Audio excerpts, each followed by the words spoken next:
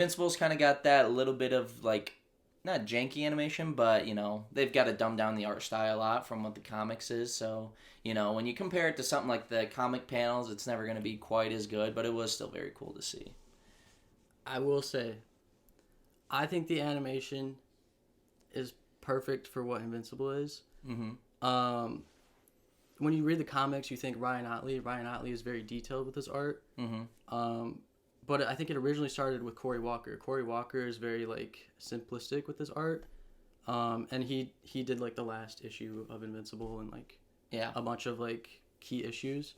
So I think it's cool that Cory Walker gets his own version of like the whole series Yeah. in the show, and I think that's cool. Yeah, I don't think the simplistic designs or anything are an issue. Like, one of my biggest detractors just always have been for Invincible is that the animation definitely just doesn't get as much money as it should. Just like there are like a few things I've already seen on like TikTok, Instagram Reels of like the walking cycles look a little bit janky, and then like there's that scene of like Eve's coffee cup like dissolving into the coffee drain, and they're like, well, there goes the animation budget basically.